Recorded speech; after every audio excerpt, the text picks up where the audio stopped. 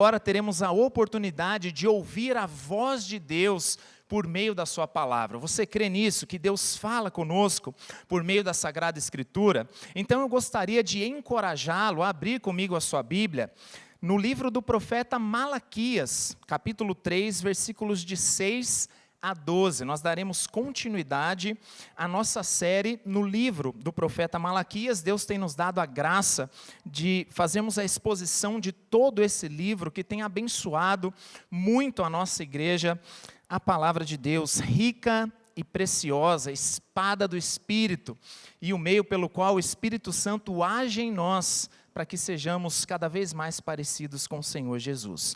Malaquias, finalzinho do Antigo Testamento, pouco antes do Evangelho segundo Mateus. Malaquias capítulo 3, versículos de 6 a 12, diz assim a palavra do nosso Deus: Porque eu, o Senhor, não mudo, por isso vós, ó filhos de Jacó, não sois consumidos. Desde os dias de vossos pais, vos desviastes dos meus estatutos e não os guardastes. Tornai-vos para mim, e eu me tornarei para vós outros, diz o Senhor dos Exércitos. Mas vós dizeis, em que havemos de tornar? Roubará o homem a Deus? Todavia, vós me roubais e dizeis, em que te roubamos? Nos dízimos e nas ofertas. Com maldição sois amaldiçoados, porque a mim me roubais, vós, a nação toda. Trazei todos os dízimos à casa do tesouro, para que haja mantimento na minha casa, e provai-me nisto, diz o Senhor dos Exércitos, se eu não vos abrir as janelas do céu, e não derramar sobre vós bênção sem medida. Por vossa causa, repreenderei o devorador, para que não vos consuma o fruto da terra. A vossa vide no campo não será estéril, diz o Senhor dos Exércitos. Todas as nações vos chamarão felizes, porque vós sereis uma terra deleitosa, diz o Senhor dos Exércitos. Esse Deus, o Senhor dos Exércitos, está conosco nessa noite. Vamos orar mais uma vez? Feche seus olhos. Senhor Deus, aqui estamos diante de Ti como Teu povo reunido, reconhecendo que nós somos totalmente dependentes da Tua misericórdia, como diz esse texto, da Tua graça, porque sem a Tua misericórdia, sem a Tua graça, o que seria de nós, Senhor? Nós seríamos consumidos. Por isso, nós queremos sim atender ao seu pedido, nós queremos nos achegar a Ti, encontrar descanso em Ti, deleite em Ti, perdão. Ó Senhor, tenha misericórdia de nós. Por vezes nós somos esse povo rebelde, que confia em si mesmo, que vive para a sua própria glória, que vive para o seu próprio deleite. E quando nós vivemos assim, nós descobrimos a futilidade da vida. A verdadeira alegria está em Ti e somente em Ti. Por isso, Senhor, tenha misericórdia de nós. Venha ao nosso encontro mais uma vez, opere o Teu poder. Ó Espírito Santo do Senhor, constranja corações, transforme vidas nessa noite. Que essa noite seja uma noite de reconciliação, de restauração, de salvação, de edificação. É a nossa oração em Cristo Jesus. Amém. Os irmãos podem se assentar. Queridos, hoje é domingo, dia do Senhor, e eu penso, que a maioria aqui se arrumou para vir para a igreja, e hoje é aquele dia que nós colocamos a nossa melhor roupa, tomamos um banho, passamos aquele perfume, estamos todos bem apresentáveis aqui. Tenho certeza que a pessoa que está do seu lado está cheirosa, está bem arrumada, E nós nos arrumamos e viemos até aqui. Alguns andaram alguns quilômetros, outros alguns poucos metros, mas fato é que nós nos deslocamos até a igreja.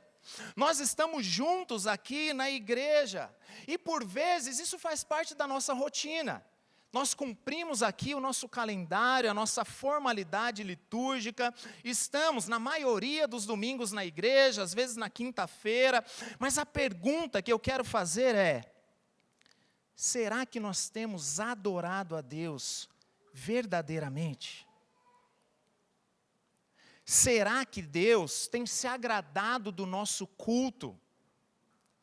você pode dizer com convicção e paz na consciência, de que você de fato tem adorado a Deus, você tem agradado a Deus, Deus tem recebido o seu culto, ou será que você tem cumprido um calendário religioso, como um religioso que cumpre as suas responsabilidades, mas o seu coração está distante do Senhor? Meus irmãos, o livro de Malaquias nos fala justamente sobre isso. Nem todo culto que é oferecido a Deus é recebido e aceito por Deus. Pensa na gravidade disso, irmãos. Você tem ideia do que significa isso? Nem todo culto que é oferecido a Deus é recebido por Deus e é agradável aos olhos de Deus. Nós olhamos para esse livro e nós descobrimos que a verdadeira adoração, ela brota de uma comunhão genuína com o Senhor, de uma fidelidade a Deus, de uma fé obediente. E se não houver essas características, o nosso culto é vão. Nós estamos perdendo o nosso tempo. Olha a seriedade disso. O livro de Malaquias foi escrito por esse profeta que leva esse nome, Malaquias, que significa mensageiro. E como mensageiro do Senhor, Malaquias foi levantado por Deus com uma missão de denunciar a apatia espiritual do povo, a sonolência espiritual do povo de Deus. O povo que havia estado cativo, no cativeiro babilônico, e que já estava agora instalado na sua terra. Pensa, o povo foi levado cativo, Deus libertou o povo do cativeiro, e agora o povo já está instalado na sua terra, o templo já havia sido reconstruído por Zorobabel, os muros de Jerusalém já haviam sido reconstruídos por Neemias, e agora, diferentemente de Esdras, de Neemias, a preocupação de Malaquias não era necessariamente uma preocupação estrutural. Olha, a gente tem que erguer o templo, a gente tem que fazer uma construção aqui, vamos reerguer os muros. Mas não, a preocupação era a reconstrução espiritual do povo. A preocupação de Malaquias agora está toda voltada para a adoração formal do povo de Deus, o culto. Não é mais a reconstrução do templo, não é mais a restauração dos muros, mas agora é a restauração do culto, da adoração.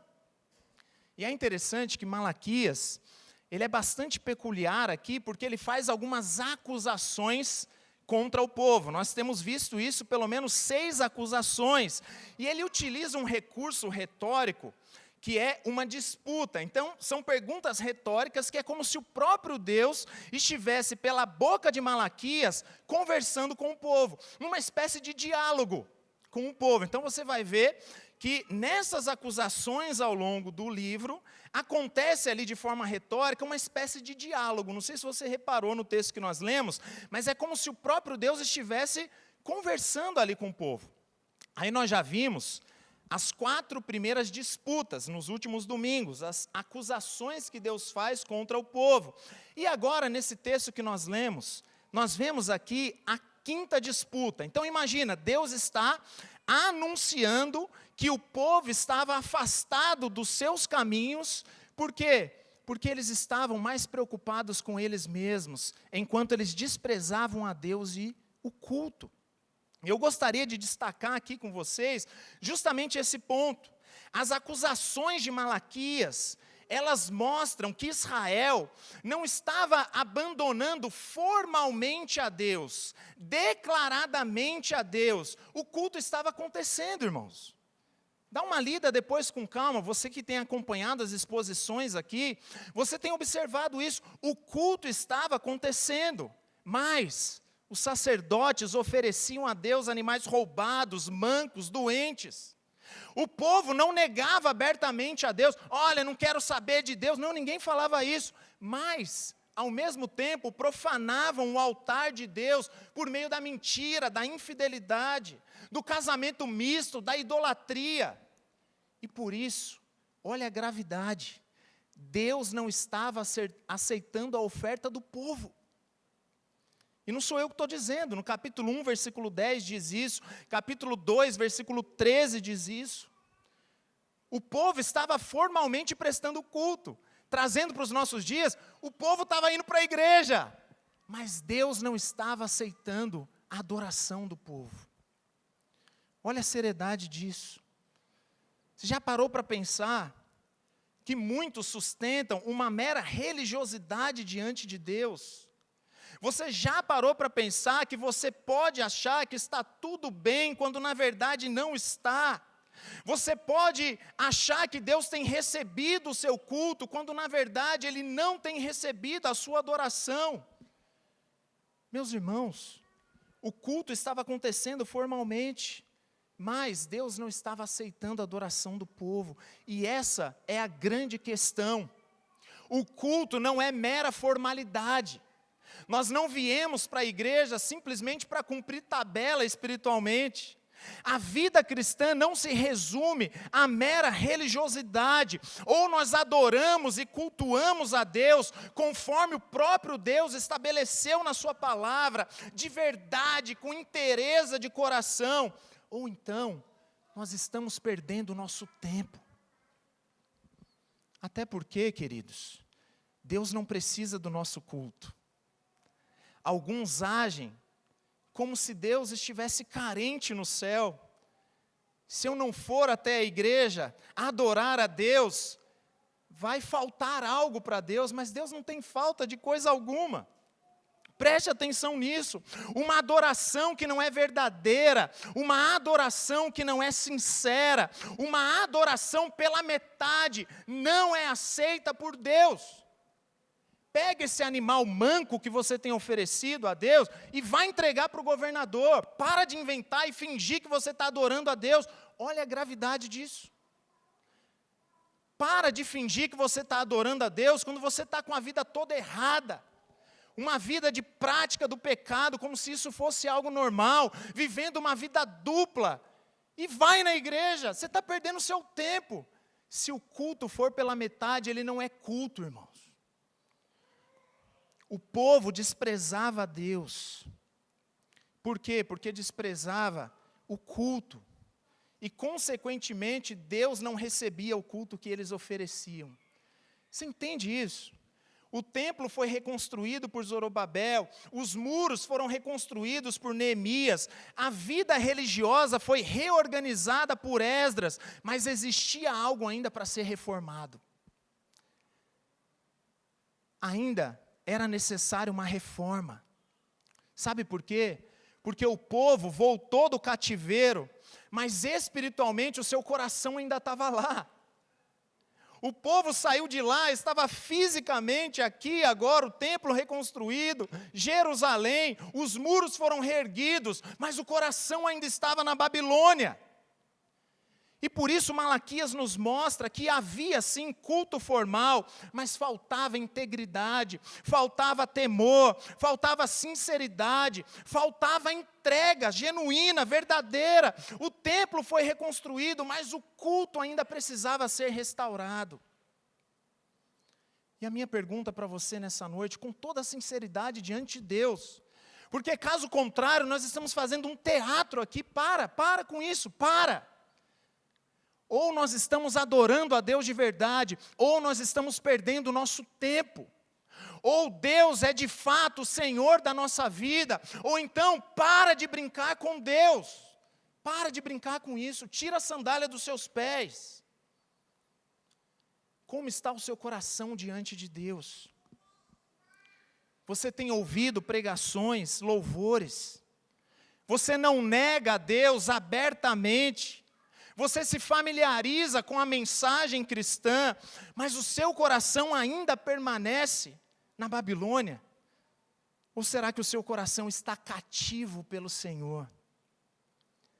Você está presente no ambiente de culto, se familiariza com a espiritualidade cristã, mas a pergunta é, você está realmente perto de Deus, ao ponto de dizer que tem comunhão com Deus, que Deus, Ele não apenas aprova, mas recebe o culto que você tem oferecido a Ele?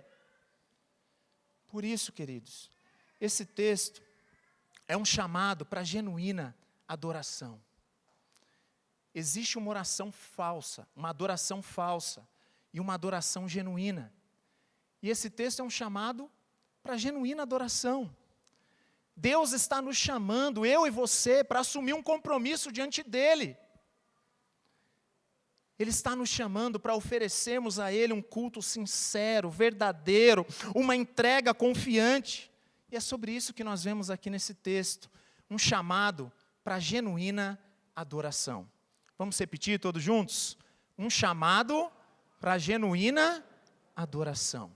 No versículos 6 e 7, nós observamos que essa verdadeira adoração, ela passa pela comunhão com Deus. É impossível você adorar a Deus verdadeiramente sem comunhão com Ele. É por isso que um chamado à verdadeira adoração é um chamado para a comunhão. Por quê? Porque Deus não aceita um culto sem comunhão genuína com Ele. Ele não aceita. Olha só, versículos 6 e 7. Porque eu, o Senhor, não mudo. Por isso vós, ó filhos de Jacó, não sois consumidos. Desde os dias de vossos pais, vos desviastes dos meus estatutos e não os guardastes. Tornai-vos para mim, e eu me tornarei para vós outros, diz o Senhor dos Exércitos. Mas vós dizeis, em que havemos de tornar? Irmãos, eu gostaria de chamar a sua atenção, para que você percebesse esse tom de chamado no texto. Você consegue observar esse tom? Note que Deus, Ele está chamando o povo de volta para Ele, para a comunhão com Ele. Deus diz, tornai-vos para mim. Interessante isso. Deus está fazendo um chamado para o povo, ao mesmo tempo que Ele faz uma acusação contra o povo. Então olha só que interessante, Ele enfatiza no início a sua imutabilidade e também a sua aliança. Perceba aí as palavras que fazem referência a esse aspecto pactual. Por exemplo, estatutos, está vendo que aparece aí? Estatutos, vossos pais, filhos de Jacó. Ou seja, Deus inicia essa quinta acusação, fazendo uma alusão à sua imutabilidade e à sua aliança. Percebeu isso no texto? Ele está dizendo, eu, Senhor, não mudo. Eu sou o mesmo, a sua imutabilidade. E ele também faz referência ao quê? A sua aliança, estatutos, filhos de Jacó. E isso é interessante, sabe por quê? Porque quando ele afirma que não muda, e se refere ao povo como filhos de Jacó, essa expressão vem carregada da graça de Deus, irmãos. Inclusive o próprio texto diz isso, não é isso? Pela graça é que o povo não é consumido. O próprio Deus enfatiza isso. Então o Senhor está dizendo que apesar da infidelidade do povo, Deus permanece fiel à sua aliança. Olha o contraste. Ele faz uma acusação, mas essa acusação vem carregada de graça. E ele aponta para ele mesmo, para a sua imutabilidade, para a sua aliança. E o que isso significa? Significa que a acusação de Deus contra o povo é gravíssima. Mas o seu propósito, de certa forma, é pastoral. Seu objetivo é recuperar o faltoso, o rebelde. O próprio Deus enfatiza assim a rebeldia do povo, que assim como vossos pais, como diz aí o texto, se desviaram dos estatutos de Deus, mas essa rebeldia do povo não se compara com a graça de Deus. E louvado seja Deus por isso, queridos. O povo estava em rebeldia, não estava cumprindo a sua parte da aliança, ele estava desobedecendo os estatutos, mas ainda assim, ao acusar os pecados do povo, o Senhor faz isso apresentando um caminho do quê? De restauração, irmãos. Tornai-vos para mim, e eu vos tornarei para vós. Meus irmãos, isso é graça de Deus. Isso significa que existe esperança para você hoje. Talvez você tenha carregado o peso da culpa. A sua consciência, como grilhões, tem te acusado, tem te espetado. E você tem se sentido horrível diante de Deus, porque de fato os nossos pecados são horríveis diante dEle. Mas ao mesmo tempo em que Ele nos acusa, porque Ele não pode abrir mão da sua santidade, Ele nos oferece um caminho de graça. Se você hoje tem vivido de maneira rebelde, longe do seu Criador, do seu sustentador, do seu Salvador, se arrependa dos seus pecados hoje, reconheça que você tem fugido do Senhor e volte-se para Ele. Essa é a palavra de Deus, volte-se para mim, diz o Senhor. Esse é o tom desses versículos. Mas, qual é a grande questão? Não só aqui, mas em todo o livro de Malaquias. A questão é que para alguém ser curado, essa pessoa precisa reconhecer que está doente. Como que alguém pode ser perdoado por Deus, reconciliado com Deus, se a pessoa não se vê como pecadora? Se ela não reconhece os seus pecados, como alguém pode voltar-se para Deus, se essa pessoa afirma que não está longe? E é exatamente isso que está acontecendo aqui, você percebeu? A grande questão é que o povo achava que estava tudo bem, quando na verdade não estava. Por vezes, queridos, aquilo que nós chamamos de autoconfiança, pode ser um verniz que esconde uma arrogância da nossa autossuficiência. Na verdade, nós vivemos como se nós não precisássemos de Deus. Eu não sei se vocês pararam para perceber a arrogância, a astúcia do povo, ao responder as perguntas de Deus ao longo do livro, de maneira afrontosa. É um negócio que a gente vê assim, nome, esse povo é abusado.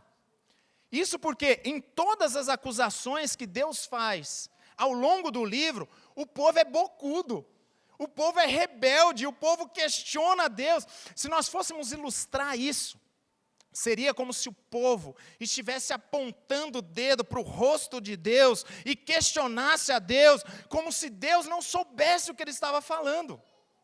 É isso que salta aos olhos quando a gente lê esse livro. Deus faz uma acusação e o povo responde como se não soubesse de nada, como se Deus estivesse enganado. No capítulo 2, versículo 17, o povo responde: em que te enfadamos, Senhor? Olha, e Deus está falando, está acusando. Não, mas não é possível, o Senhor está enganado. Capítulo 1, versículo 13, que canseira servir ao Senhor. Olha, como se Deus precisasse de nós. Estou cansado de fazer favor para Deus. É esse povo. O povo profana o altar do Senhor e ainda pergunta, olha, povo sonso, né? Vocês usam essa palavra, sonso, né? Em que havemos profanado, Senhor? Eu vejo Deus pensando, deixa de ser sem vergonha, né? Capítulo 1, versículo 7. Em outras palavras, é como se Deus não soubesse o que estava falando. Mais à frente, capítulo 3, versículo 14. Inútil é servir ao Senhor. Você teria coragem de falar isso para Deus? Inútil é servir ao Senhor. Esse povo disse isso. Então essa é a postura desse povo rebelde diante de Deus. E o mais engraçado, irmãos, é que mesmo com tudo isso, com todas essas acusações, o povo não reconhecia a sua rebeldia. Meus irmãos, existe esperança para alguém que não se reconhece como pecador? Não tem lógica. Pelo contrário, eles achavam que estavam certos, e Deus é quem estava enganado. Não, mas eu estou certo, não tem problema nenhum. Observa aí, no texto final do versículo 7, que depois de Deus chamar o povo para se voltar para Ele, como que eles respondem? Em que havemos de tornar? Senhor, eu acho que o Senhor está enganado, está tudo bem na minha vida. Eu sou um ótimo marido, uma excelente esposa, eu pago meus impostos, eu vou no culto no domingo. Em que havemos de tornar, Senhor? Olha a ousadia do povo. É como se eles estivessem dizendo que Deus estava enganado na sua acusação. O Senhor não sabe o que o Senhor está falando. Nós já estamos com o Senhor. Para que eu vou voltar se eu já estou com o Senhor? Percebe isso no texto? E Deus, irmãos, poderia destruí-los, como diz o texto, mas Ele não fazia isso por conta da sua graça, da sua fidelidade à aliança. Mesmo ao acusar o pecado do povo, Ele ainda faz isso de maneira graciosa, para um povo rebelde, astuto como esse. Mas o povo não reconhecia o seu pecado, e vivia como se estivesse tudo bem. E essa, infelizmente, é uma realidade de muitos que estão vivendo como se tudo estivesse bem. Estão vivendo a sua vida tranquilamente, normalmente. Alguns estão fazendo festa. Irmãos, nós estamos em feriado de carnaval. E muitas pessoas estão fazendo festa, se divertindo, se alegrando, enquanto estão caminhando a passos largos para o inferno. E talvez alguns que vão na igreja vão dizer, não, mas comigo está tudo bem, porque eu não estou pulando o carnaval, mas o seu coração está corrompido, amando o pecado, está com a vida longe do Senhor, necessita se consertar com Deus, mas continua vivendo como se fosse normal. Essa, infelizmente, é uma realidade de muitos, e talvez seja uma realidade na sua vida. Muitos estão vivendo a vida tranquilamente, como se tudo estivesse bem, quando na verdade deveriam rasgar as suas vestes em arrependimento diante do Senhor. Muitos não têm servido a Deus com os dons que Deus deu, e está vivendo normalmente, não sente peso na consciência, entende a necessidade de servir a igreja, de exercer os dons que Deus deu, mas está vivendo normalmente, como se isso fosse algo tranquilo. Muitos têm desprezado a igreja de Jesus, têm abandonado a devoção nos seus lares, muitos têm vivido uma vida dupla de pecado, como se fosse algo normal, em adultério, fornicação, pornografia, prostituição. Mas está tudo bem, porque de vez em quando eu vou na igreja. Muitos não contribuem com a igreja, não trabalham para a promoção do evangelho no mundo, mantêm uma prática deliberada de pecados, não se arrepende de pecados que estão evidentes diante dos seus olhos, não se reconcilia, não perdoa, tem vivido uma apatia espiritual, mas diante de Deus, eles estão tranquilos. Por quê? Porque eles vão na igreja de vez em quando. Meus irmãos, essa acusação de Deus em Malaquias nos lembra muito a acusação de Tiago no seu livro. Não sei se vocês fizeram esse link, mas Tiago, na sua carta, ele fala justamente sobre isso. No capítulo 4, versículos de 8 a 10, exatamente a mesma situação. O povo vivendo como se estivesse tudo bem, fazendo festa, quando na verdade deveria se arrepender dos seus pecados. Olha só o que diz o texto: chegai-vos a Deus. Olha, tem tudo a ver com o texto de Malaquias. Chegai-vos a Deus, e Ele se achegará a vós outros. Purificai as mãos, pecadores, vós que sois de ânimo dobre, limpai o coração, afligi-vos, lamentai e chorai. Convertam-se ao Senhor, convertam o seu riso em pranto, e a vossa alegria em tristeza, humilhai-vos na presença do Senhor. Meus irmãos, quando nós precisamos nos arrepender dos nossos pecados, e nós reconhecemos que o nosso coração está longe, não é hora de fazer festa, irmãos. É hora de rasgar as vestes diante do Senhor, chorar pelos nossos pecados. E a pergunta do povo é: em que havemos de tornar? Isso nos revela uma quebra relacional, um afastamento pactual por parte do povo. O povo vivia num auto-engano, de fingir que tudo estava bem, quando na verdade não estava. Meus irmãos, Deus não aceita um culto em que não há comunhão com Ele. E a comunhão com Ele só é possível através do arrependimento dos nossos pecados, até porque a única possibilidade de comunhão com o Senhor é através do descendente prometido, o substituto, o Cordeiro perfeito, que nos torna justos diante de Deus, e o ápice dessa comunhão com Deus é através da adoração, ou seja, não existe adoração sem comunhão com Deus, e não existe comunhão com Deus que não seja através do substituto perfeito, o Senhor Jesus Cristo. Mas para isso, nós precisamos reconhecer os nossos pecados e clamar a Deus pelo seu perdão. Se o Espírito Santo do Senhor tem constrangido o seu coração a respeito de pecados não confessados. E você tem vivido tranquilamente diante dele. A palavra de Deus nessa noite para você é: chegai-vos a mim, e eu vos chegarei a vós. Olha a gravidade disso, irmãos. Isso significa que alguém pode frequentar a igreja, pode se familiarizar com a mensagem do Evangelho de Jesus. Alguém pode gostar da estética cristã. Alguns podem gostar da moral cristã, mas ainda assim não estarem adorando a Deus verdadeiramente, porque a verdadeira adoração, ela brota da comunhão com Deus, mediante arrependimento e reconciliação. Reconcilie-se com o Senhor hoje. Se arrependa dos seus pecados. Chegai-vos a Deus, e Ele chegará a vós. E o texto continua. Esse texto nos fala sobre o quê? Vocês estão comigo? Um chamado à genuína adoração. Mas existe adoração verdadeira sem comunhão com Deus? Não. Mas o texto continua e nos ensina que o chamado para uma verdadeira adoração também é um chamado para fidelidade, irmãos. Um chamado para fidelidade. Olha só o que diz o versículo 8. Roubará o homem a Deus? Todavia, vós me roubais e dizeis, ó de novo, em que te roubamos, Senhor? Aí Deus responde, nos dízimos e nas ofertas. Então aqui nós chegamos à acusação de Deus. Ele diz, olha, vocês estão achando que está tudo bem quando na verdade não está.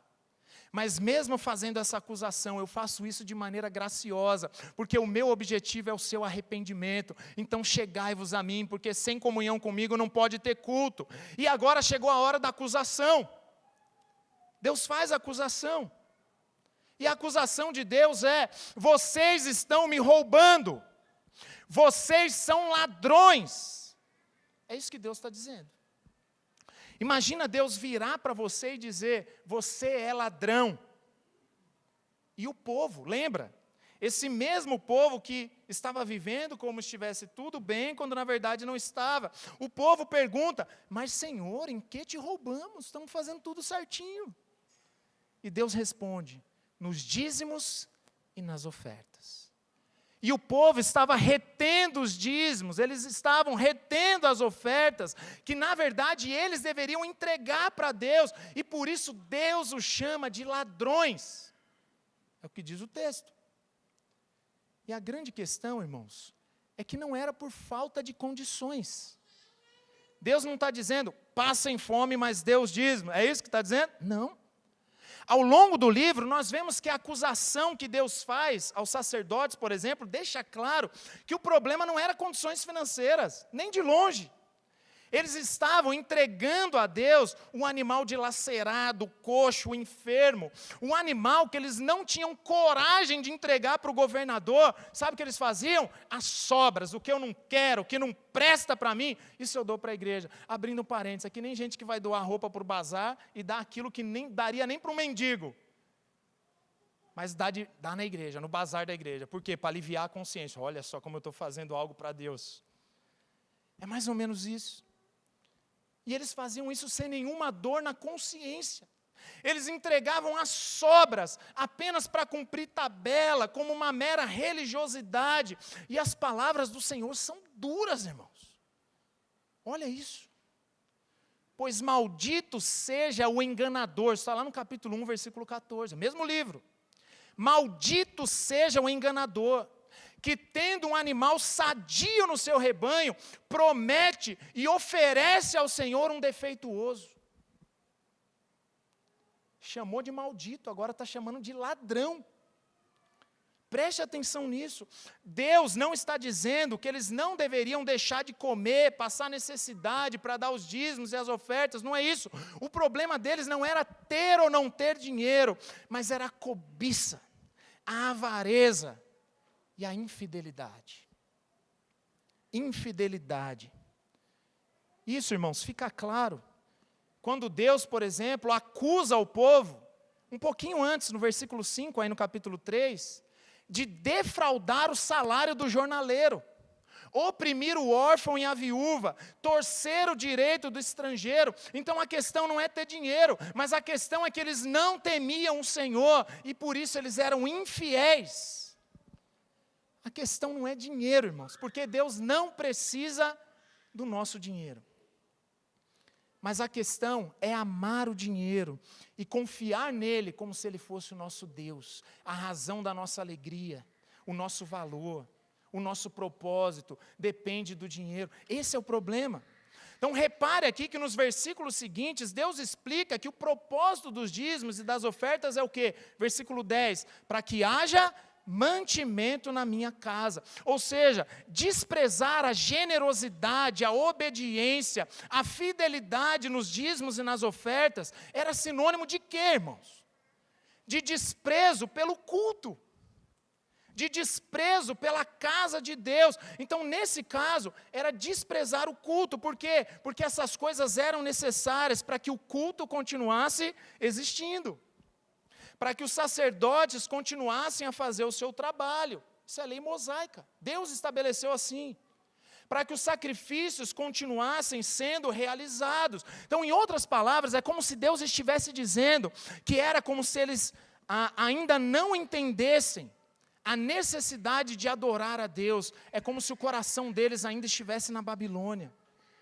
Olha, nós estamos aqui cultuando. Por quê? Porque nós somos libertos do cativeiro. O templo foi reconstruído, né? Mas tudo bem não ter culto. A gente até porque vivia sem culto mesmo. Infelizmente, esse é o sentimento de muitos. Infelizmente, irmãos. O sentimento de muitos é, tudo bem se a igreja continuar ou não continuar existindo. Tudo bem se missões continuarem ou não acontecendo. Tudo bem, eu estou empregado, eu tenho saúde, eu tenho viajado, eu tenho curtido a minha vida. Então, tudo bem se a igreja deixar de existir amanhã. Tudo bem entregar algumas sobras para Deus. Se você fizer uma leitura corrida aqui de todo o livro de Malaquias, você vai perceber que a atenção gira justamente em torno do culto e da aceitação de Deus, das ofertas que eram oferecidas pelo povo. Então a questão não é se o culto formal estava ou não acontecendo, mas se Deus estava aceitando o culto que estava sendo oferecido a Ele. E obviamente, irmãos, que o culto incluía os dízimos e as ofertas, além dos sacrifícios, os dízimos, que eram vários aqui na Antiga Aliança, as ofertas que faziam parte da lei, mas era muito mais do que um mero mecanismo econômico. E aqui eu preciso que você entenda, né? Nós teríamos que ter uma aula aqui específica sobre dízimos na Antiga Aliança, os seus diversos usos, mas um ponto importante é que dízimos e ofertas eram elementos de culto na Antiga Aliança, e isso possuía uma função litúrgica e pactual. O contexto aqui é da Antiga Aliança. Então a grande questão é que os sacrifícios não estavam sendo aceitos por Deus, porque eles não estavam sendo feitos com integridade, sinceridade diante de Deus. Entende isso? Do que adianta o mero ritualismo de entregar animais roubados, cegos, coxos, enfermos, quando se tinha animais saudáveis no rebanho? Do que adianta se aproximar de Deus, se for para profanar o altar de Deus, se casando com a adoradora de Deus estranho, sendo infiéis à aliança do casamento? É como se Deus estivesse dizendo, para com isso, eu não preciso do culto de vocês. Do que adianta cumprir a formalidade do culto, se a justiça e o direito têm sido defraudados? E aqui, Deus está dizendo para o povo, de que adianta a formalidade do culto de vocês, se vocês não têm vivido fiéis diante de mim, se vocês não têm se entregado verdadeiramente a mim. E isso era refletido através dos dízimos e das ofertas, a fidelidade, a generosidade do povo. Então tinha a ver com adoração, irmãos, tinha a ver com coração, tinha a ver com entrega. A questão não é apenas sobre dinheiro, mas sobre entrega, que envolve generosidade obediente. Deus não precisa do nosso dinheiro. Mas a grande questão é que a nossa entrega reflete as motivações do nosso coração. Lembra de Ananias e Safira? Ninguém mandou que eles vendessem o terreno. Alguém falou, ó, vai lá, vende o terreno e dê o dinheiro para a igreja. Não. Eles, por si só, disseram, eu vou vender o terreno e vou entregar para a igreja. Sabe o que eles fizeram? Mentiram. Eles nem precisavam fazer isso, mas a entrega foi uma entrega mentirosa.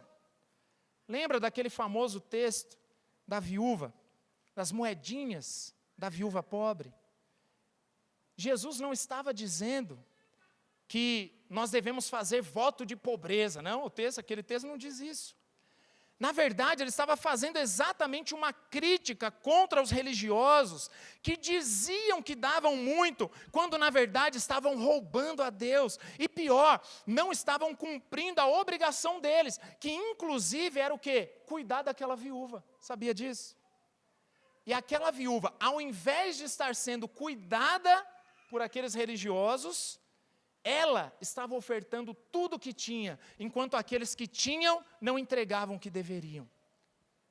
Percebe, queridos, a questão não é dinheiro, mas é se entregar verdadeiramente a Deus, e isso é refletido na nossa generosidade. Isso inclui, obviamente, ofertar de maneira generosa, como alguém que deseja que a igreja continue existindo, que o culto continue acontecendo, que o evangelho continue avançando e que Deus continue sendo glorificado. Mas a grande questão é que o nosso relacionamento com Deus, ele depende de uma entrega genuína. Ele não pode ser medido apenas em questões monetárias. O Novo Testamento nos fala não apenas em dar uma parte dos nossos recursos, mas de entregar a nossa vida ao Senhor. Muitos nem contribuem financeiramente, por quê? Porque são de fato avarentos, são apegados aos bens materiais de maneira pecaminosa, e outros poderiam contribuir muito mais e não fazem, mas outros também podem pensar que simplesmente pelo fato de contribuir financeiramente na igreja, tudo está bem. Então repare no texto, que ele fala sobre dízimos e ofertas, mas não como um fim em si mesmo. Eles eram a expressão do amor e da comunhão pactual, da fidelidade a Deus. Isso está num ambiente, num contexto de adoração, de culto. Ou seja, a maneira como nós lidamos com a generosidade pode até ser uma forma de medir a nossa devoção, a nossa sincera piedade, mas não se resume apenas a isso, queridos. O objetivo da contribuição financeira não é o dinheiro, mas é a adoração, porque Deus não precisa do nosso dinheiro. Em outras palavras, Deus não quer o nosso dinheiro apenas, mas Ele quer o nosso coração. Deus não quer um ritualismo religioso, mas Ele deseja as nossas vidas inteiramente entregues diante do altar. Então, por um lado, existe aqueles que podem se entregar quase que por inteiro ao Senhor, mas menos o seu bolso, né? Ele é inteiro convertido, menos o seu bolso. Por outro lado, existe aquele que pode entregar apenas o seu bolso, mas não a sua vida. Não faz sentido. É incoerente alguém dizer que ama a Deus como seu único Deus e que vive em comunhão com Ele, mas continua vivendo como se o dinheiro fosse o seu Deus. E da mesma forma, é incoerente alguém entregar ofertas para Deus, mas não entregar a sua própria vida. Não é simplesmente sobre entregar uma oferta, mas é sobre entregar o coração diante do Senhor. Por isso esse texto fala sobre entrega, sobre fidelidade, irmãos. E a pergunta que eu faço para você é: qual é a área da sua vida que você ainda insiste, resiste em entregar a Deus? Você não pode fazer isso sem confiança. E é o que nos leva ao nosso próximo ponto. Uma verdadeira adoração depende de comunhão com Deus, sincera, verdadeira. Uma verdadeira adoração depende de entrega. E entrega envolve tudo, envolve o nosso coração, envolve a nossa vida. Agora a pergunta é: como que nós vamos nos entregar se nós não confiamos? Sabe aquela brincadeira, né, que o pai faz com o filho, às vezes? Fala para o filho: sobe no sofá. Aí o filho sobe no sofá, fecha o olho. Fala: agora se joga para trás. papai vai te pegar. E aí, tem que ter coragem, irmãos. A entrega requer confiança. E é o que o texto continua dizendo. Uma verdadeira adoração é um chamado para confiança. Olha só o que diz a partir do versículo 9, acompanhem comigo. Com maldição sois amaldiçoados, porque a mim me roubais, vós a nação toda.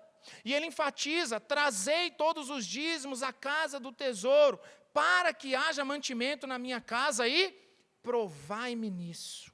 Diz o Senhor dos Exércitos, se eu não vos abrir as janelas dos céus, não derramar sobre vós bênção sem medida, por vossa causa repreenderei o devorador, para que não vos consuma o fruto da terra, vossa vide no campo não será estéril.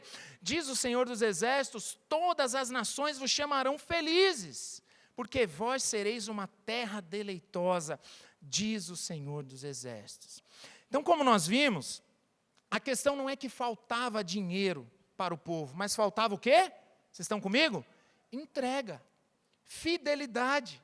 E esses versículos explicam que faltava entrega, por quê? Porque faltava confiança, irmãos. Isso fica claro pela fala de Deus. Provai-me nisso, diz o Senhor dos Exércitos. Em outras palavras, confiai na minha palavra. Provai-me nisso. O povo estava, olha só o que estava acontecendo, o povo estava retendo os dízimos e ofertas, não porque não tinha condições de entregar, mas porque não priorizava o culto, certo? Ficou claro isso? Mas também porque, como diz o texto, porque não confiavam em Deus. E é por isso que eles viviam, como se a subsistência deles dependesse apenas deles mesmos. Repare aqui que existe uma relação lógica no texto. A partir dessa ideia da apatia espiritual, do desprezo pelo culto. Eles estavam longe de Deus, mas achavam que estava tudo bem. Não é isso que nós vimos? Eles estavam vivendo como se não tivesse problema nenhum. E o seu desprezo por Deus era percebido através do desprezo pelo quê? Pelo culto, certo? Estão vivendo como se estivesse tudo bem. E o desprezo deles era percebido pelo desprezo pelo culto. E o desprezo pelo culto era traduzido em quê? Infidelidade em cumprir o seu compromisso de sustento, no culto, na adoração, na aliança. E a pergunta é, por que isso acontecia? Porque eles confiavam em si mesmos.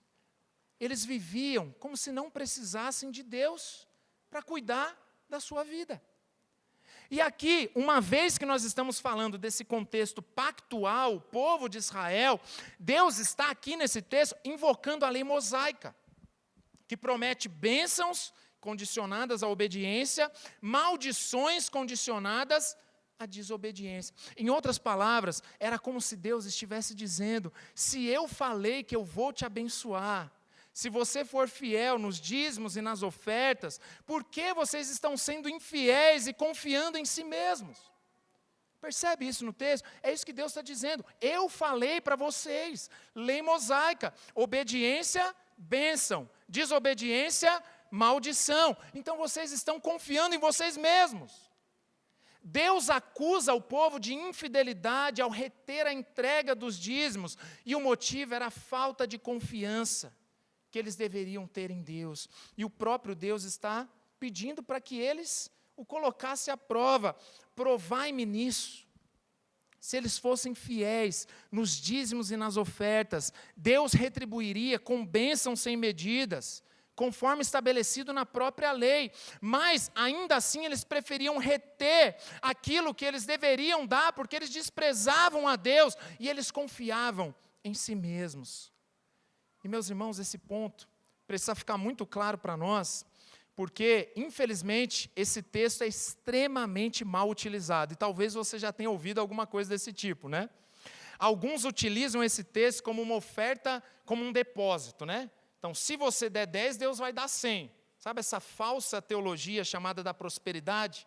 É aquela ideia de fazer barganha com Deus, uma moeda de troca. Então, seja fiel no dízimo e você receberá muito mais. Já ouviu isso? quase como se fosse um CDB espiritual, né? Ou uma poupança espiritual. Vamos investir, você dá no dízimo, você vai receber muito mais. Por isso, precisa ficar muito claro para a gente que esse texto está dentro de um contexto da antiga aliança. Deus está falando por intermédio de Malaquias aos filhos de Jacó, não é o que diz aí? Então, primeiro, a gente precisa perguntar o que esse texto diz para os seus ouvintes originais. Então, o contexto aqui é o contexto pactual, litúrgico, da antiga aliança. É óbvio, essa aqui seria uma longa discussão, irmãos. Por quê? E os dízimos, serve ou não serve para a igreja? Né? Mas isso não caberia aqui agora. Mas é claro que as Escrituras falam sobre os dízimos, mesmo antes da lei mosaica. Antes da lei mosaica, a Bíblia já fala sobre dízimo. O Novo Testamento, por exemplo, ele não estabelece para a igreja os dízimos, né, como um número, olha só, 10%, até porque era muito mais, existiam vários dízimos no Antigo Testamento. Né? Mas isso não significa que o Novo Testamento não fale sobre contribuições financeiras. No Novo Testamento, apesar de não haver uma quantia ou uma porcentagem do que nós devemos devolver a Deus, daquilo que Ele nos deu, o Novo Testamento nos ensina que nós devemos dar regularmente, proporcionalmente, sacrificialmente, conforme Deus nos prosperou, com alegria. Ou seja, a Escritura toda fala sobre contribuição financeira. Então, muitos crentes compreendem a importância da igreja e, às vezes, dá muito mais do que 10%. Isso significa que, apesar da descontinuidade em relação à maneira como nós devemos contribuir, existe uma continuidade em relação ao nosso chamado de sermos mordomos, fiéis a Deus, contribuindo regularmente ao Senhor. Mas qual é o ponto? Eu estou dizendo aqui que Malaquias, ele está dentro de um contexto da antiga aliança e a gente não pode usar esse texto para fazer um tipo de barganha com Deus. Nós não devemos fazer isso. É uma promessa que se eu der 10%, Deus vai me dar 100%. Não, não é isso. Mas qual é o ponto? A questão aqui em Malaquias não é apenas o dízimo, mas é a apostasia. Isso precisa ficar claro para nós. O povo só está revelando a idolatria do seu coração através dos dízimos, da negligência quanto aos dízimos. Eles não tinham problema, por exemplo, em deixar os levitas sem sustento, em deixar os pobres lançados à própria sorte, em comprometer o serviço do culto ao Senhor, e eles agiam assim apenas porque priorizavam a si mesmos, enquanto eles desprezavam a Deus. Então, irmãos, a questão não é se eu devo dar 10%, 15%, 20%, ou se eu posso utilizar aqui essa promessa da lei mosaica, da antiga aliança, para dizer que Deus vai retribuir muito mais financeiramente. A questão é o nosso coração, irmãos. A questão é que isso revela a nossa dependência de Deus, ou então a nossa dependência de nós mesmos. Mas a verdadeira adoração, ela requer de nós entrega, de corpo, alma, mente, forças. A verdadeira adoração requer de nós total dependência do Senhor e não uma vida autônoma, dependendo de nós mesmos. A genuína adoração, ela brota de uma genuína comunhão, uma fidelidade, um compromisso e uma entrega confiante ao Senhor. E por isso esse texto nos exorta a fazermos uma autoanálise, não simplesmente em relação à questão das contribuições financeiras, também, mas a questão é o nosso coração. Será que de fato você tem entregado um culto verdadeiro, genuíno e fiel ao Senhor? Como está a sua relação com Deus e o seu culto? Você teria convicção de dizer que tem adorado verdadeiramente a Deus e Deus tem recebido o seu culto?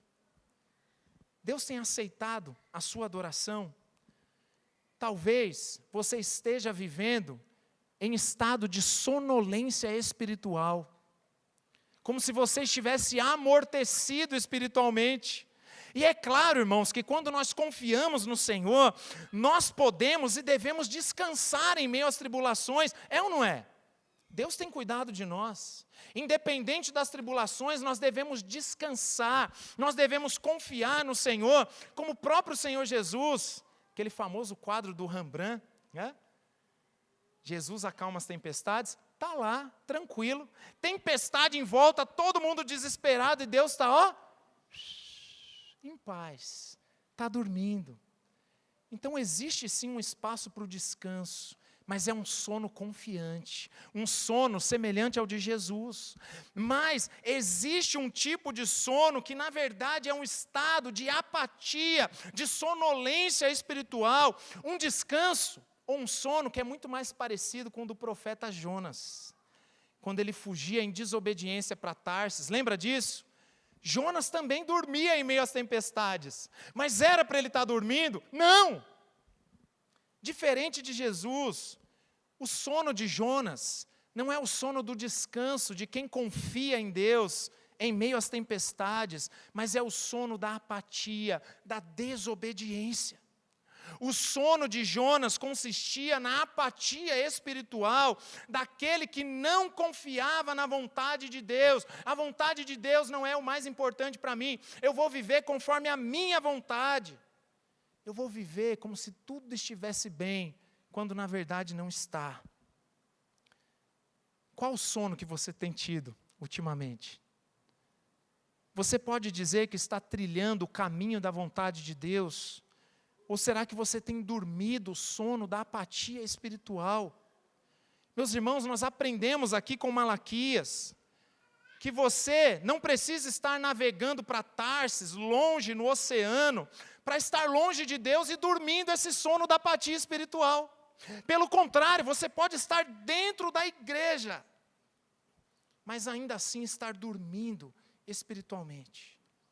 E Deus não está recebendo o seu culto. O templo foi reconstruído, mas o seu coração continua apático, distante, dormindo. Aí você diz, Danilo, mas isso aí é muito pesado. Nós estamos no Novo Testamento. Será que realmente Deus pode não estar aceitando o meu culto de verdade?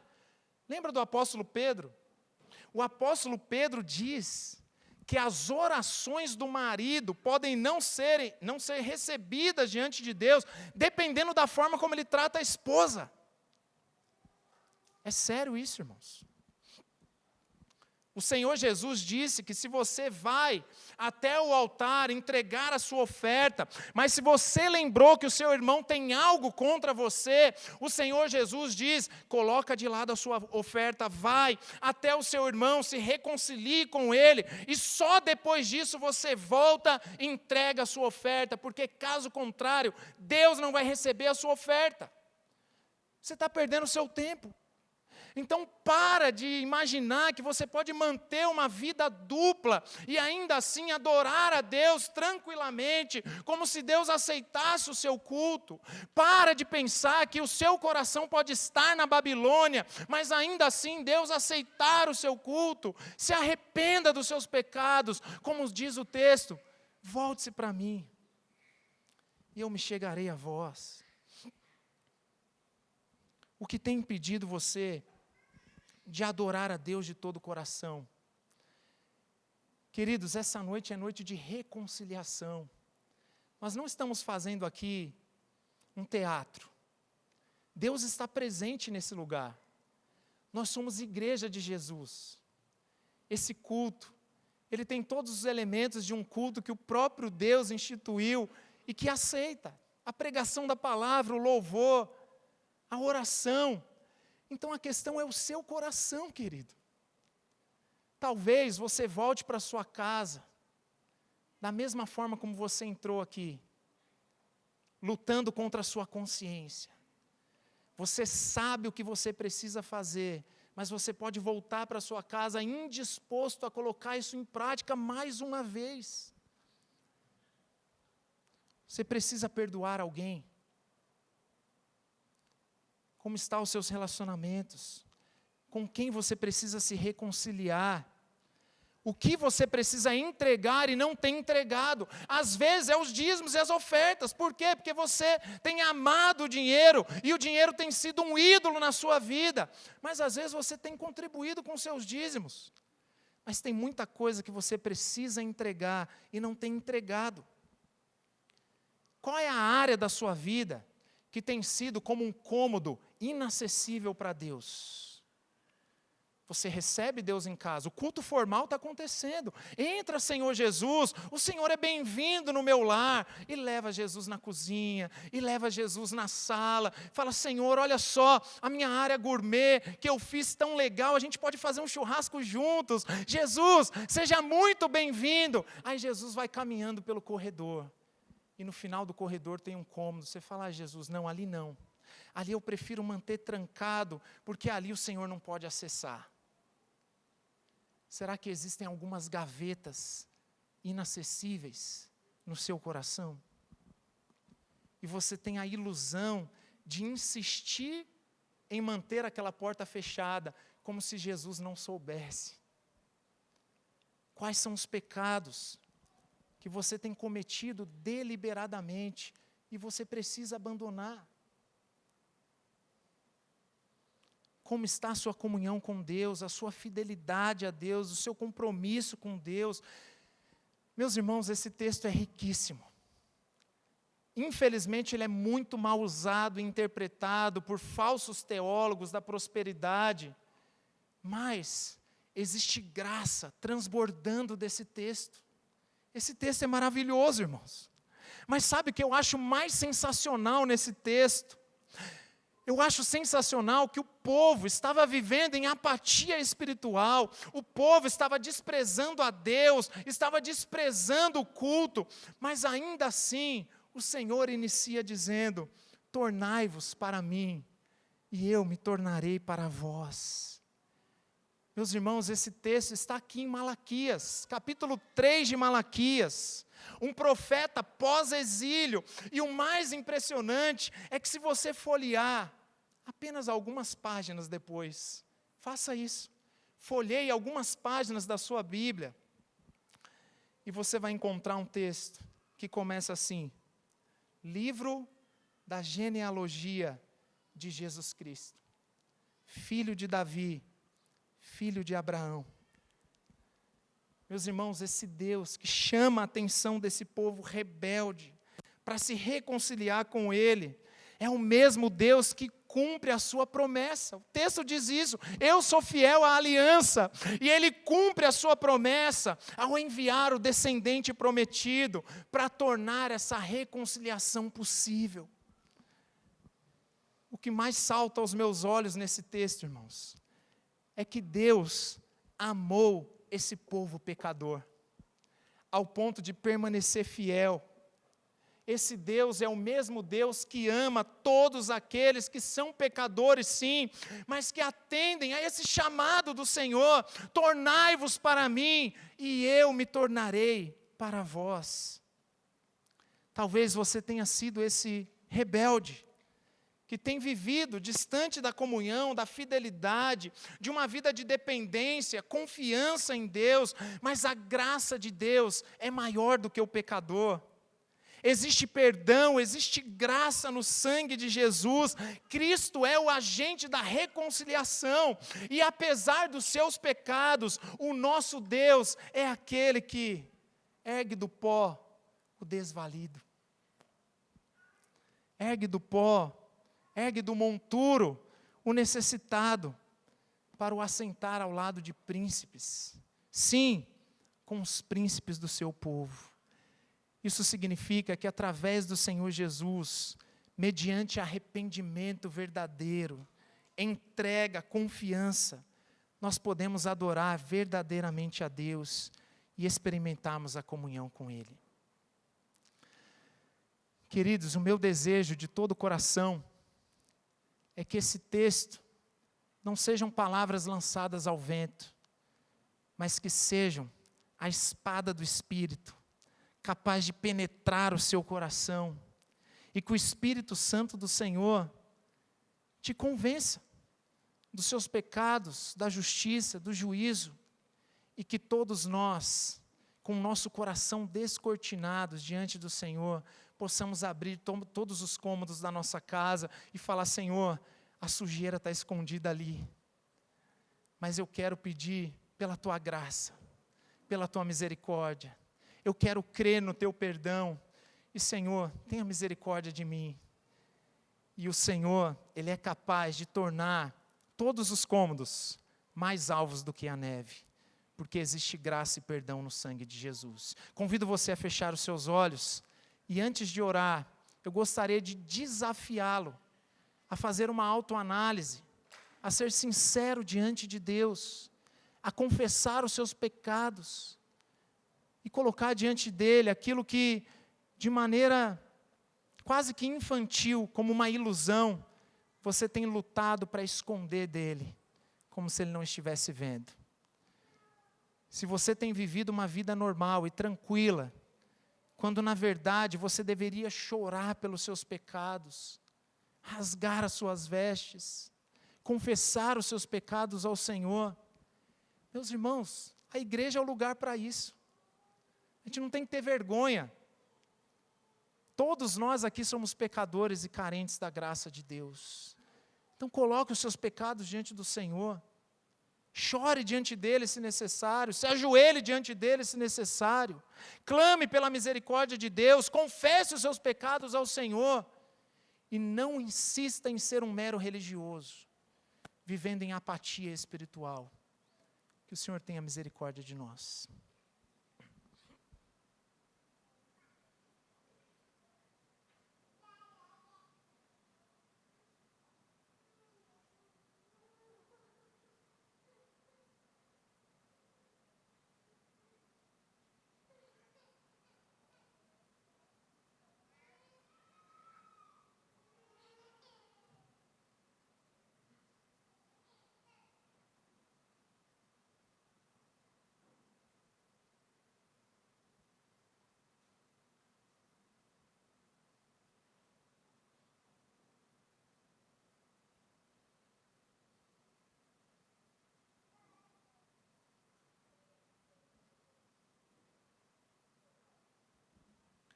Senhor Deus, por vezes nós vivemos o verniz da autoconfiança, quando na verdade nós escondemos um coração orgulhoso e autossuficiente, que confia em nós mesmos, que não depende do Senhor, porque tratamos a nossa própria vida como se fosse um fim em si mesmo.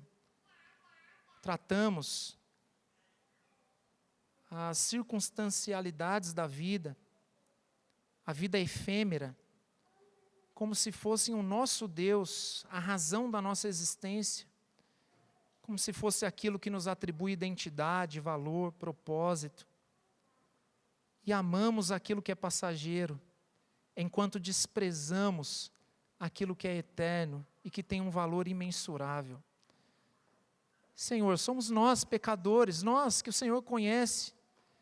Estamos aqui com os nossos corações descortinados diante de Ti, porque apesar da nossa ilusão, não temos como esconder os nossos pecados, a nossa frieza, a nossa apatia. O Senhor sonda e esquadrinha os nossos corações.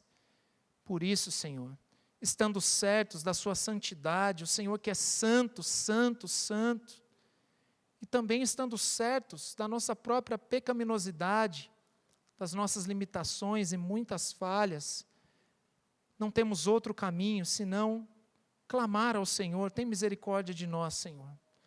Somos um povo de lábios impuros, habitamos no meio de um povo de impuros lábios.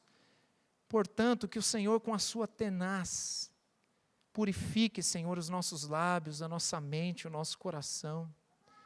Que não sejamos donos de coisa alguma, não apenas no que diz respeito ao dinheiro, mas o dinheiro é apenas uma forma de demonstrar aquilo que é o nosso coração, que acha que é dono de si mesmo. A nossa vida pertence a Ti, Senhor.